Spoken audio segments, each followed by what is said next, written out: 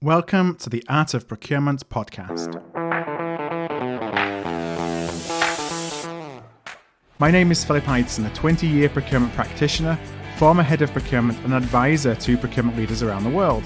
I started Art of Procurement to help leaders and their teams access the resources they need to increase their impact through insight-driven procurement.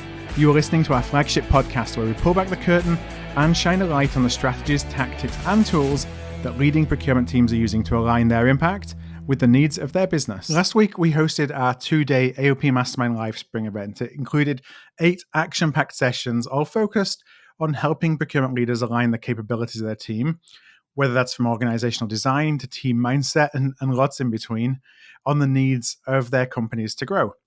So this might be companies who unexpectedly grew during the pandemic. They want to retain that momentum.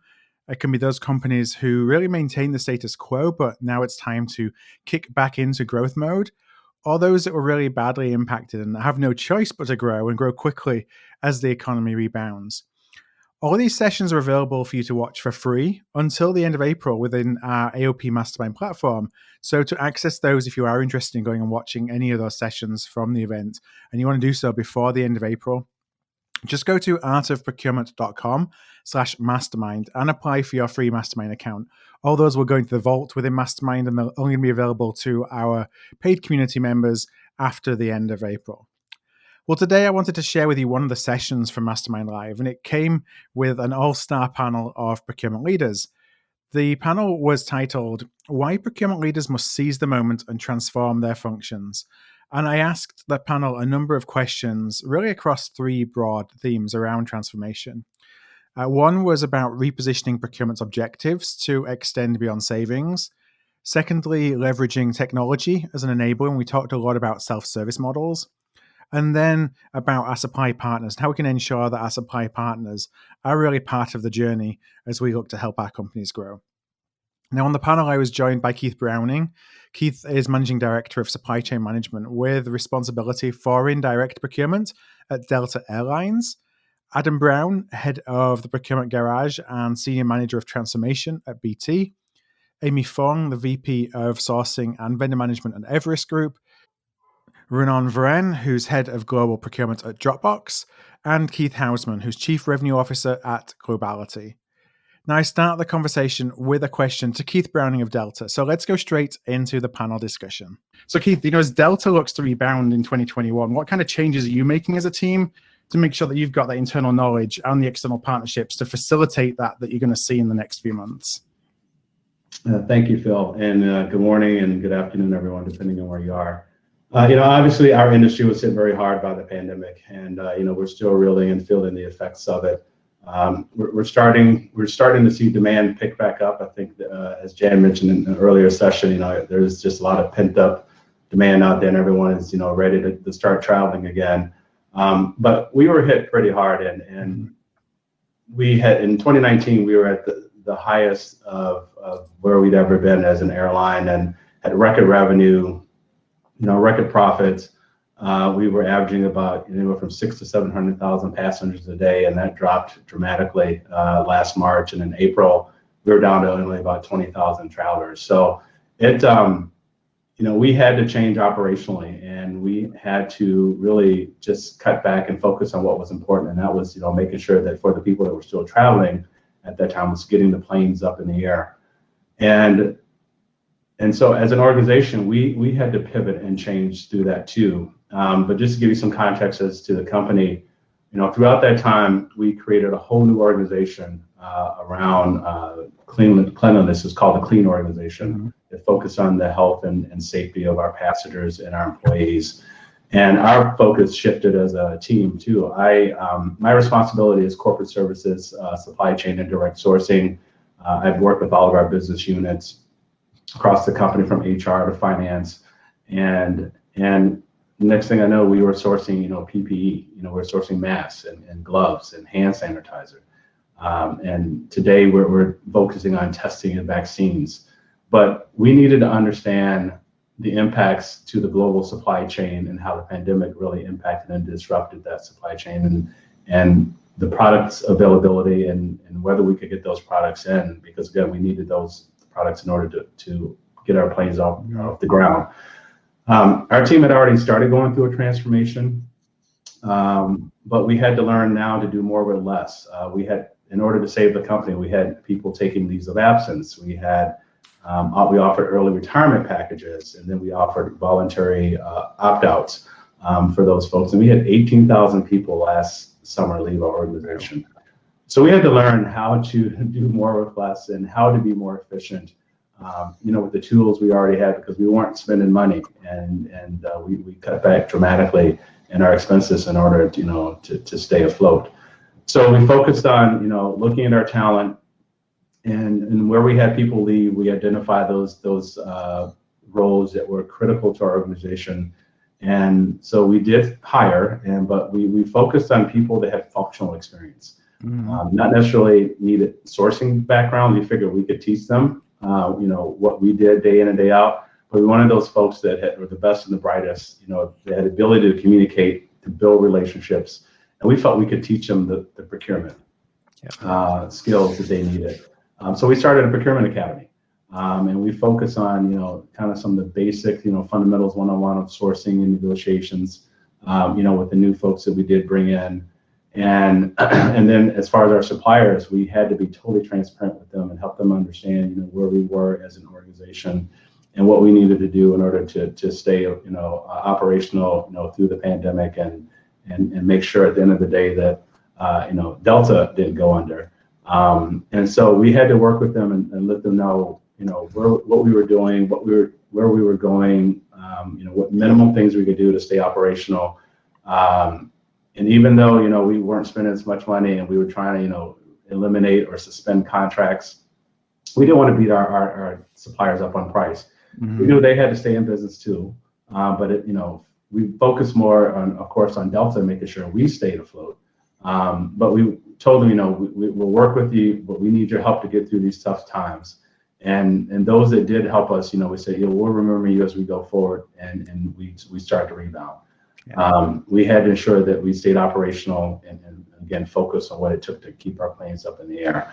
But the main thing for us was we had to pivot and do things that we had never done before as an organization, especially in the sourcing and procurement area. And we had to adapt to change and be rapid in that change, and just sometimes, go and do things that we had never done before, and learn as we go, but we couldn't stop because we couldn't keep, we didn't want to be the bottlenecks in the organization.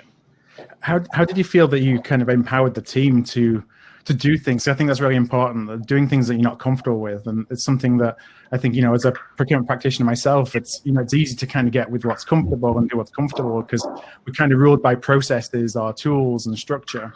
How did you encourage your team that, hey, it's okay to try new things, that, don't be afraid of, not fail is the wrong word, but, don't be afraid of kind of putting yourself out there and doing something different. Yeah, and I think that goes along with the culture that you build. And when I came into Delta about 19, 20 months ago, under a new leader, we talked to our team about being, empowering them and being, it's okay to take a risk. It's okay if you make a mistake, but make sure you, of course, learn from that mistake. And there's no retaliation if you go out and do something, but be empowered to make decisions. And so that's something we had already started with our transformation even before the pandemic.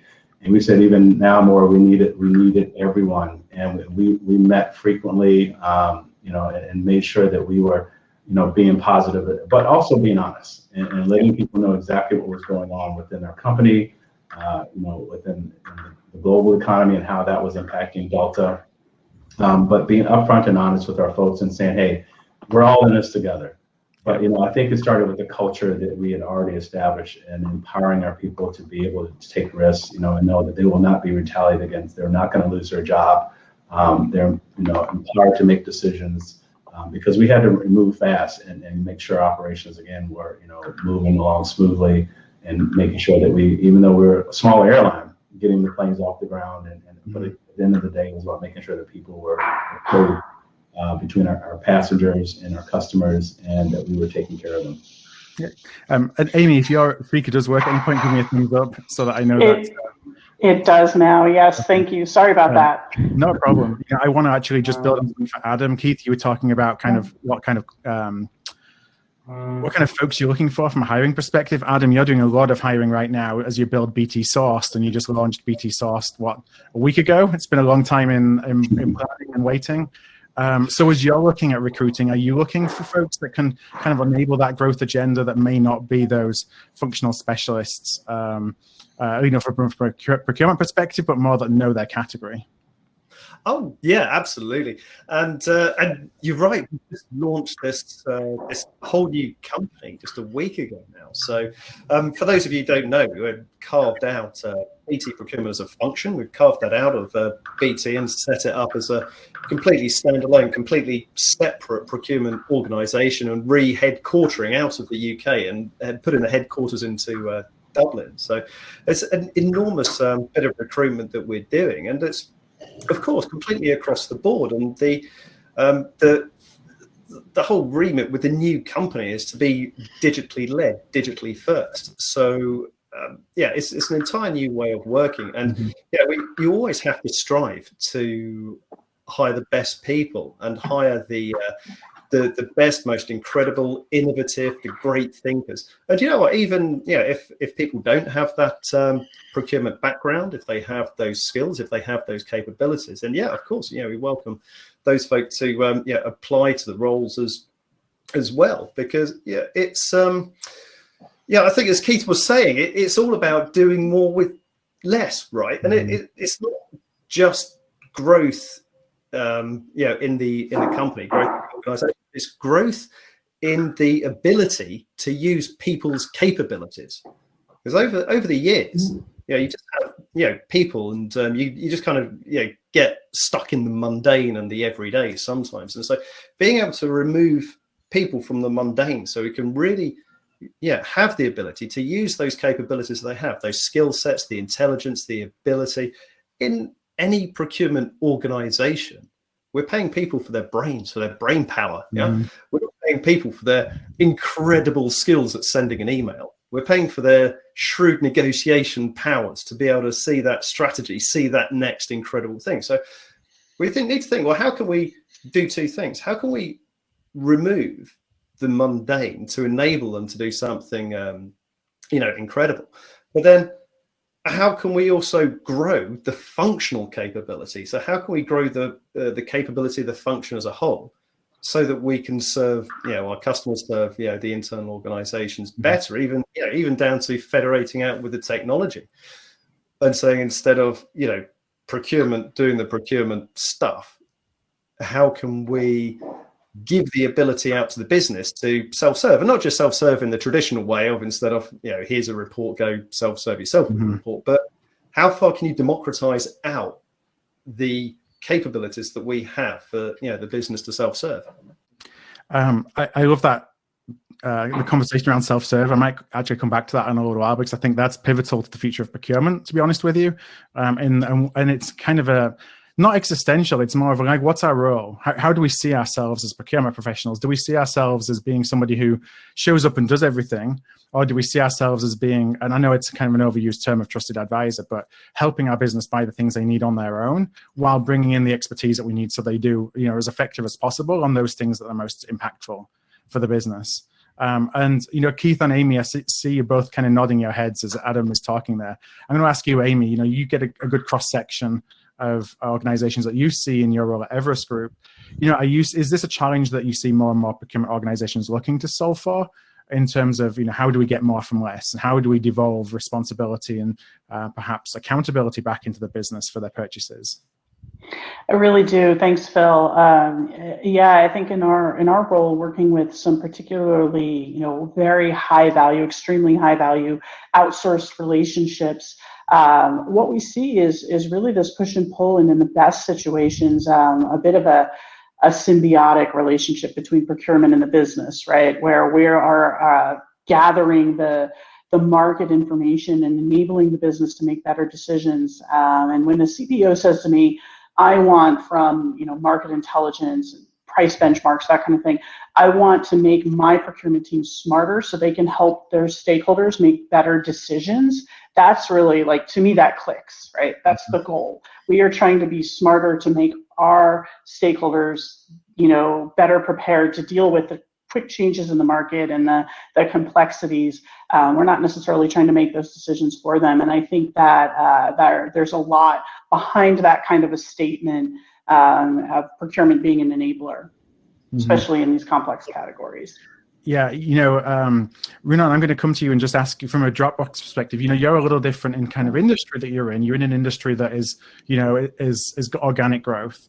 And I think from an organizational perspective, you have folks looking at procurement as how can we enable the growth first and foremost, as opposed to, looking at the bottom line. So how, has that changed how you approach thinking about procurement in terms of supporting growth over where you may have had experience and expertise in other industries where growth isn't necessarily at the forefront of the agenda?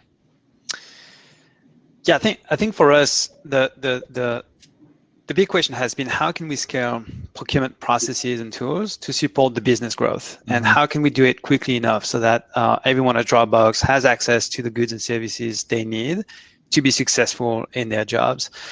And there's a bit of doing more with less, but I think for us, we've seen more of a shift from relying more on people to relying more on tech and tools to be able to drive automation and efficient processes, and things like Adam touched on, like self-serve, which is really important for us. And the way that we look at this is again, not letting the business conduct kind of procurement processes and sourcing projects on their own, but really kind of laying the foundation for them to do it in a way that's frictionless for them, and that allows them to kind of get the value they need from the supply chain. And so there's been a big focus again for us on the technology that helps kind of achieve that vision, with support from people as well. But again, the people really having more of an impact on higher value activities as opposed to the more traditional transactional aspects of procurement workflows. Yeah. And I want to say, if anybody's listening and they have any questions, please do put them in the chat box, and I'm going to keep an eye on that. But Keith Hausmann, I want to thank you for sitting patiently, as we kind of talk to some of our panelists about this topic of procurement and growth and procurement being an enabler. How are you seeing procurement organizations who may have always been thinking about the bottom line before really connect what they can do with growing the business, and kind of selling that message, if you will, internally, so that internally their stakeholders think differently of what procurement can deliver? Yeah, I think there's a few ways. I think, I hate to say it, but I don't really mean to start with this one, but I think I have always thought of when procurement delivers savings, which I think multiple of us have said is not, the end game of procurement per se, but there are ways to think about savings as dollars for conscious reinvestment in growth. And that how that applies itself to Delta versus Dropbox versus BT versus any company is going to vary a lot. But I think there is a notion of procurement operating more efficiently and extracting more value from the spend that it's responsible for managing to consciously reinvest in growth. So that would be one point, but perhaps not the most important one. But I think the second, which a number of the colleagues here have talked about, is just driving agility in the procurement process. Like, how do we make it self-service? How do we make it faster? How do we make it more consumer-like? How do we make it easier? Because, let's face it, whether it's contracting or sourcing or, getting a PO and an invoice taken care of, no business person has 2 or 3 or 4 months to do that.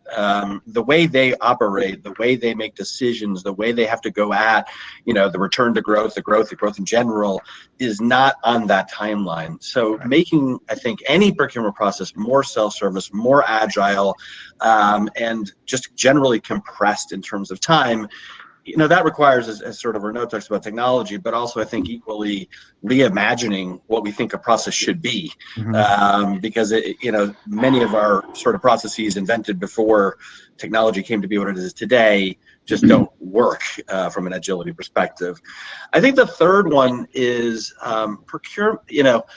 It is a 100% proven correlation that companies that are on top of inclusion and sustainability grow faster. It's not a hypothesis. It's not an idea. It is a fact that that happens. And it doesn't matter if you're a B2C business, a B2B business. Those companies that are on top of that agenda and the procurement plays a role in inclusion and sustainability will grow faster, and will, I think, reflect their communities, their customers, their suppliers, their shareholders, in a different way. So that's a third one for me, and a really important one. I think the fourth would be, listen, I mean, relationships in business are relationships, and we can't bifurcate them. It's not like you are a vendor or you are a customer. That's not a real concept. I mean, there are so much overlap between who's a vendor, who's a customer, are they both? And how do we think about those relationships holistically? In other words, if we are going to invest in a supply or a vendor partnership, why wouldn't we equally think about them as a potential customer? And again, perhaps slightly different in a B2C business than a B2B business, but nevertheless, thinking about supplier relationships not as such in a sort of a silo or isolation, but really as an opportunity to create 360 relationships. And last, and definitely not least, but I've seen so much more on this lately, and I think Adam touched on it, is innovation with our suppliers. Too often, I think we think of suppliers as, how will we extract value from them by way of negotiating and sourcing and leveraging and competing, all, valid, kind of concepts. However, there comes a point with your suppliers where you want to do something more advanced. You want to create new products. You want to create new offerings. You want to, bring better and new ideas to your business partners. You want suppliers that have better outcomes with your stakeholders. So, I think Adam touched on this, but think about the power of a procurement person working with a supplier to innovate a new product that generates 100 million of revenue. Hypothetically, versus running RFPs all day, which maybe has some value, but it's a value that I don't necessarily think is applicable to the talent that we have and aspire to have in the procurement function. So I actually want to go around the table and just kind of ask, when you're having those conversations with your stakeholders and you're kind of selling the procurement value proposition, how are you? And I'm going to start with you, Keith. Browning, how are you having that conversation that suggests that what you may have thought of us in the past is not necessarily how we can support you, what we can do, and perhaps what to expect from us. Amy, I just want to say, if you're having trouble, don't worry about keeping jumping on and jumping off if there's difficulty with the tech. So I want to throw that out there, but I'm going to throw that back to you, Keith. Thank you. No, it's something that we do all the time. I feel my job as a salesperson, because I'm constantly selling our services to our internal stakeholders.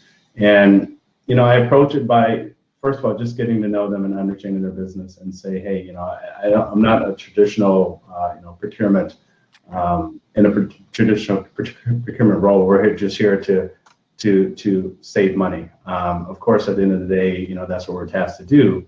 But it's more about developing a relationship and understanding their business, where we can, you said it earlier, a trusted advisor, but earning a seat at the table.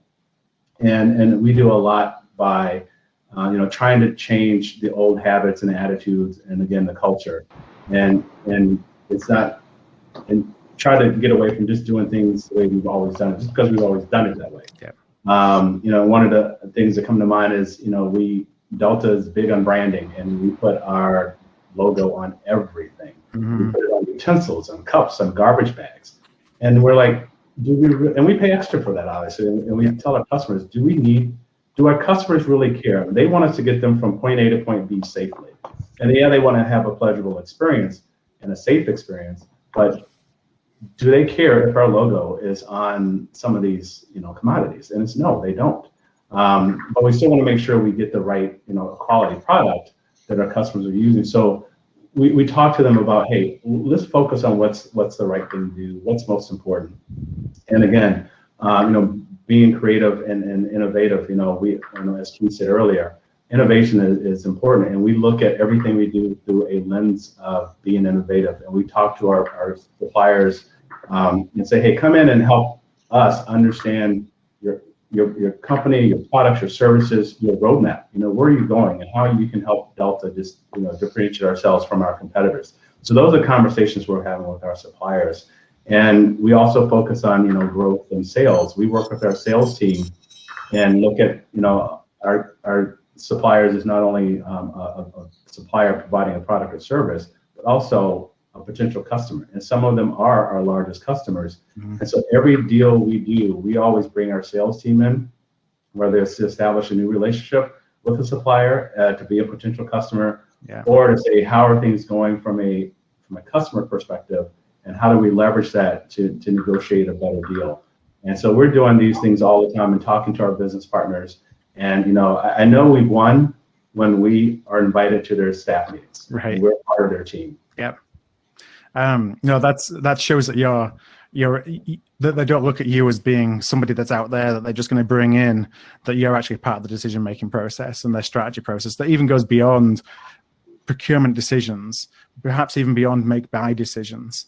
Something you said about branding, and I know it's kind of at a tangent a little bit, but how do you think about branding from a procurement organizational perspective? So when you're showing up, are you looking at how do we brand our function, and how do we talk and use the same language and use the same, whether it's simple things like using the same slide deck, or just showing that consistency that you would do as a salesperson, and the salesperson that you said, ultimately you tend to be?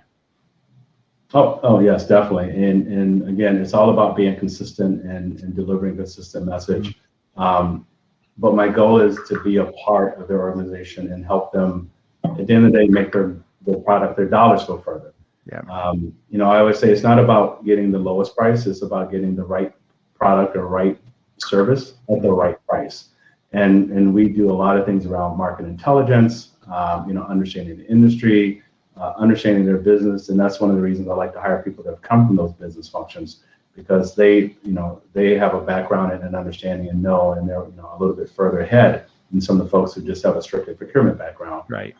Not to say that will turn those people away, especially if they've had experience working in the various commodities that we source. But it's always being a partner, a consultant to our business stakeholders, and saying, hey, we're not here always just to get rid of the relationships and the suppliers you've always used in the past. We want to make sure that they're competitive.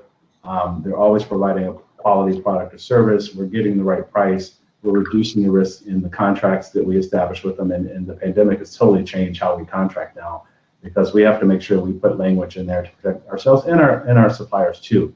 And again, we always say, even to our suppliers, we want you to be successful.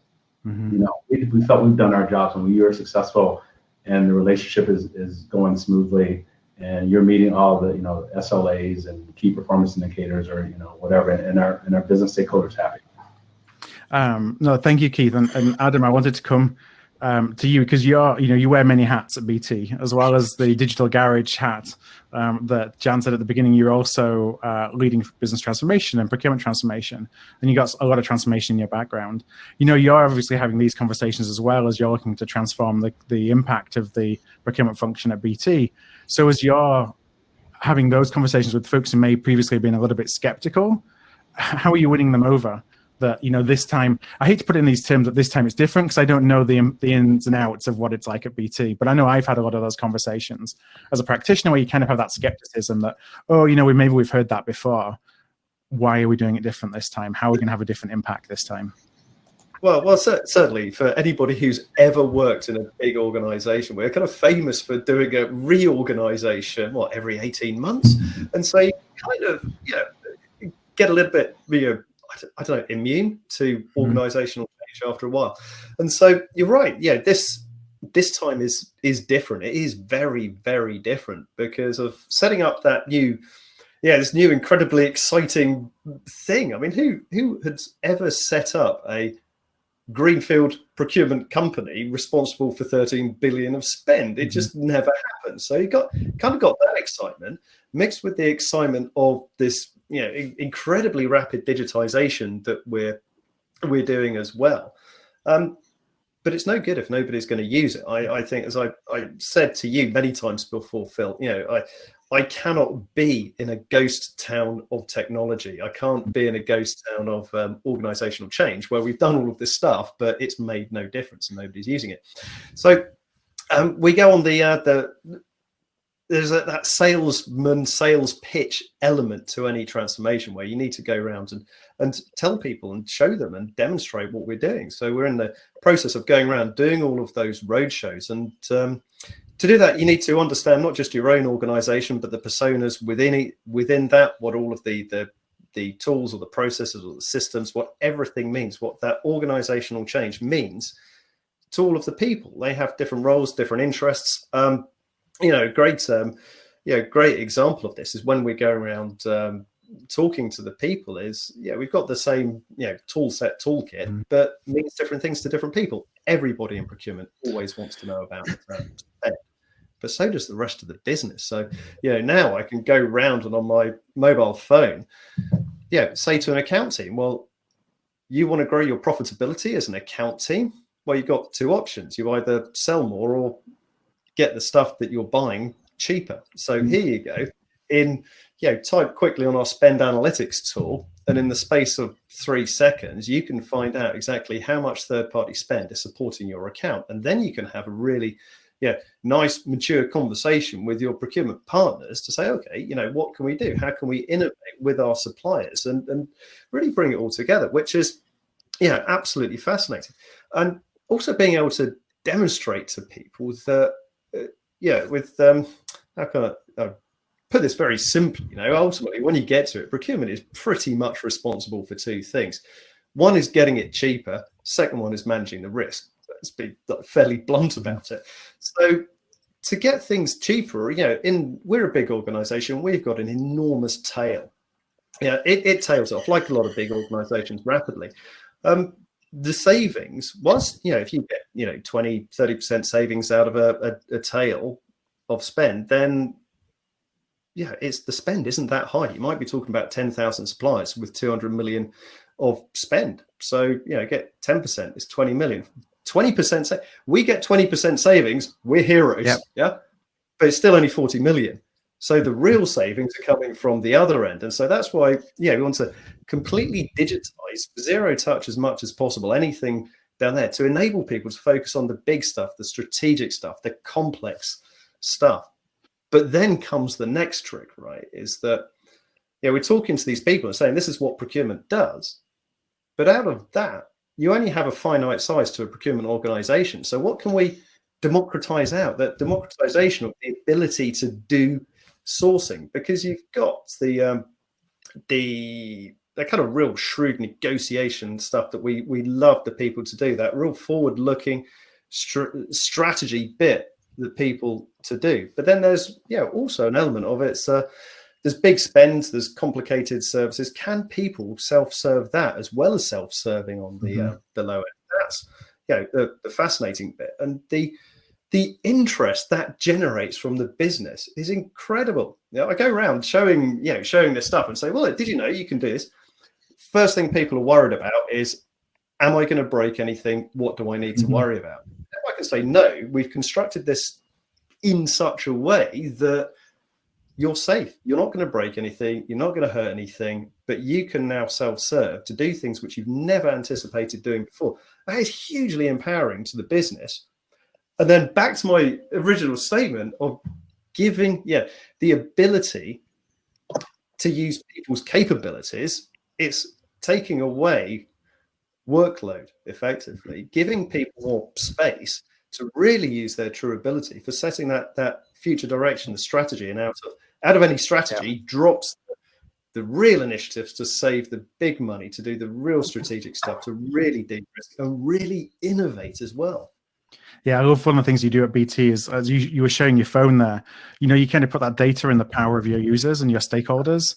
And, you're doing it from a sales perspective, helping sales overcome objections because they can go and look up risk on their phone. And when they're in a sales meeting, they can say, here's what my risk profile looks like, and this is how we're managing it. There's things like that I think are really drivers of growth as much as the savings that you're actually savings, because those are the things that help your business sell more.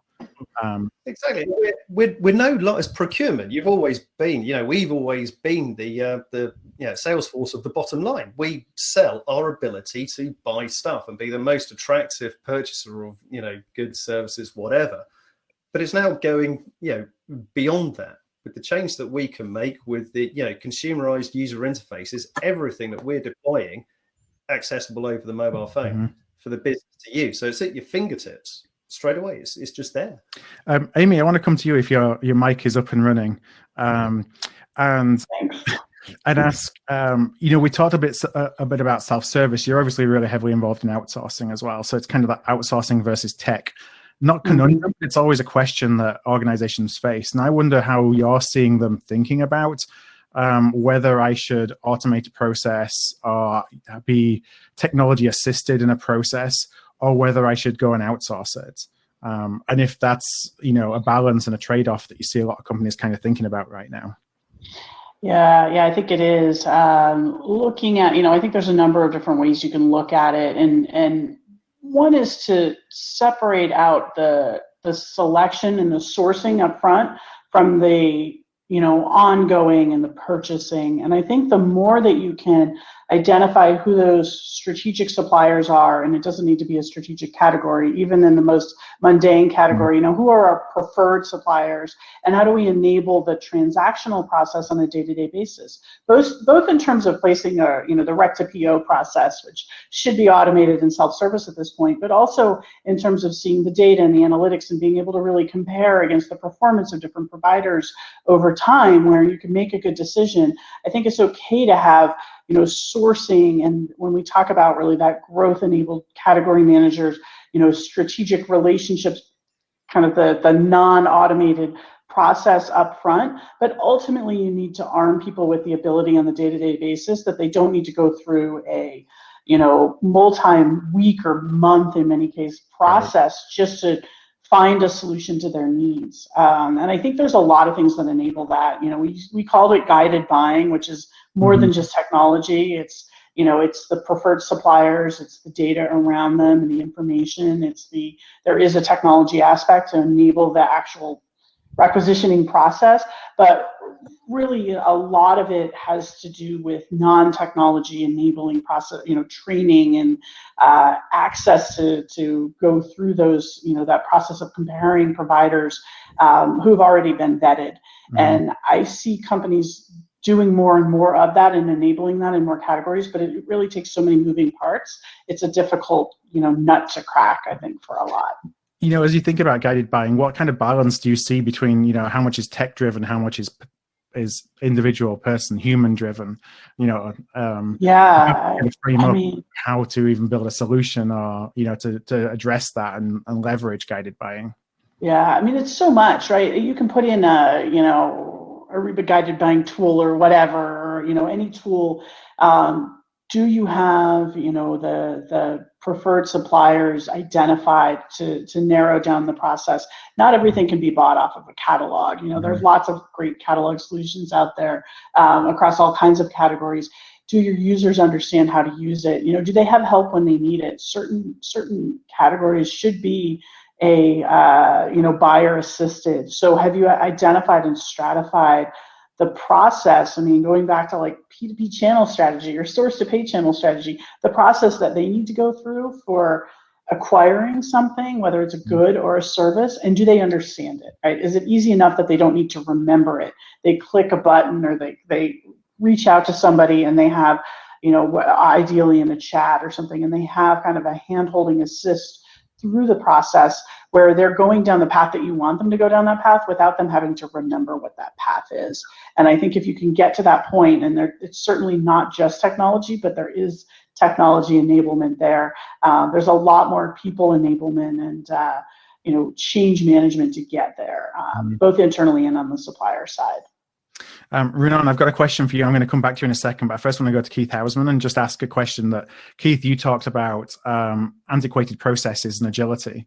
As we're starting to think about self-service and technology, what comes first? Does the technology come first, or does a process redesign come first that you then look to find a technology to enable the process? Like, how would you advise people to think about change and technology-driven change? Yeah, it's a good question. I don't know if there's a black and white answer to that. You don't necessarily have to do one before the other.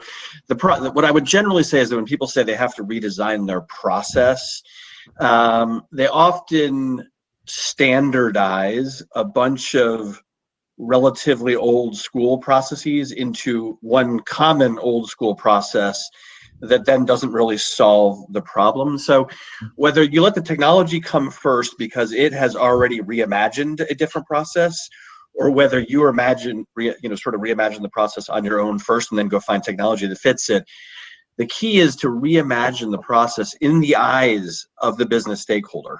Not in the eyes of procurement. Procurement is not the customer of the process. Procurement is the operator of the process. And I just, you'll see firms that, build these level 3 process diagrams, and it's almost like, wow, I mean, I don't know what this will do for you, but it's more complicated than any business stakeholder could ever imagine or would ever want to endure or go through. So I think you can do it either way, but the key is designing for the customer, much like a bank or Dropbox or whatever would design their products and their services to a customer from the eyes of the customer. So I think it's just customer centricity really at the end of the day, and and let your business stakeholders tell you what the process should be, rather than you telling them what it should be.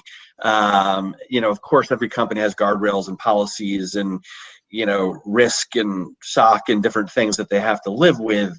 But to me, it's like you can do it either way.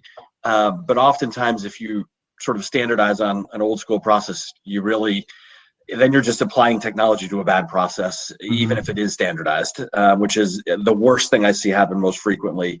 And I think, at the end of the day, there are a number of technology companies that they've jumped in and said, that process is bad, I have a different or better one. And it's certainly worthwhile to investigate them as you're thinking about your process one way or another. Yeah. I know that I have so many more questions and time is running out. So I want to come to Reunan about, from a technology perspective, Keith, you were talking about customer centricity, and I think it's same from a stakeholder centricity as well, when you talk about all these different processes and process maps, and perhaps taking a step back and looking at more of a journey map for your stakeholder to say, well, this is the process that they're actually going to go through, this is the touch points they're going to have, and how do we make that easier? I wondered, from your perspective at Dropbox, Reunan, when you're thinking about leveraging and using technology, how are you thinking about the customer experience, and how, when you say customer, it's more stakeholder, and how much does that play into your decision-making process of what technology to use versus what not to? How easy is it going to be versus, how powerful may it be? Because those may be two very different things.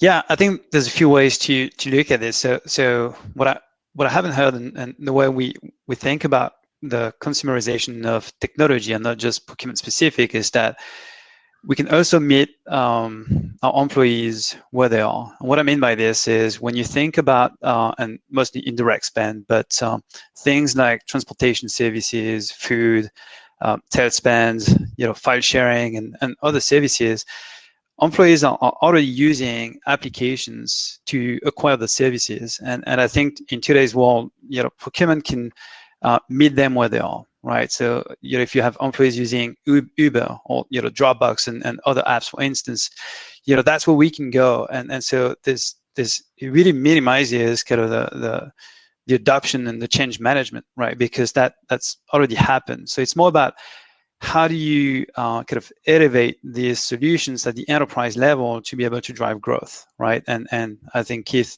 mentioned kind of the checks and balances, and make sure that you have those in place. But it's really kind of leveraging what's already being used by your workforce and really taking it up a notch. And look, not everything can be, you can't always meet them where they are. But I think the consumerization of procurement tech, again, with kind of UX being part of the DNA and all of these kind of user interfaces, really helps kind of drive not only the adoption, but also the efficiency in the way that the users of these systems are going to leverage these tools to get what they need to be successful in their jobs. And then another thing that I think we touched on earlier in this discussion was around the self-serve aspect, which is very, very much top of mind for us at Dropbox, and I'm sure for a lot of my peers on this call as well. And whether you support it through AI, which we do here, but also automation, or just better user interface, I think self-serve is really an aspect that helps you kind of scale procurement to not just meet the business where they are, but where they're going to. I think we saw with the pandemic, a lot of the business needs have shifted. The way that we work with one another has changed. For instance, we went from being on-site to being virtual first. And so the services we need to fuel the enterprise to meet our customer needs have changed as well. And so where are these business needs going? It's a learning process for us as the procurement function to meet them where they're going, but also to learn alongside the business what these new technologies, services, capabilities are that we're going to need tomorrow to be able to function in the post-COVID world as well. Well, thank you, Reunan. I have I'm going to ask one last question. I know it's about time. In fact, we're out of time, but I want to ask Keith Browning just one thing. Keith, and I kind of pick on you as the last question. As you're talking to your team about self-service and the world of technology, how do you encourage them to embrace it rather than fear it as taking their job away? Is that a conversation that you typically have or that you can sense from your team as you're thinking about it? Well, I could always tell them they have to embrace it, but no, I always want their buy-in. And so how I approach it with them is that, I want to make their jobs easier.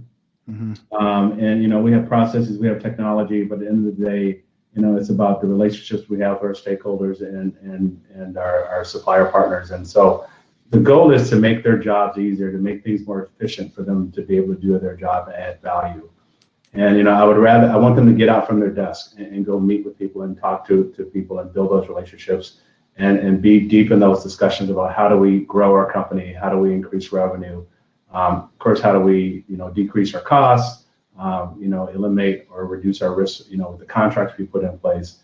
And so I feel they can add more value by getting up from behind their desk and going and talking with our business stakeholders and our partners, rather than always, being, at their keyboards and so on.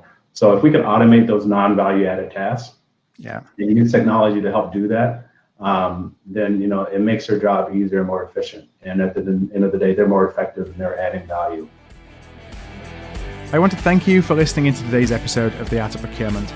To go deeper, including access to transcripts and actionable outtakes from the podcast, join the free level of our AOP Mastermind community.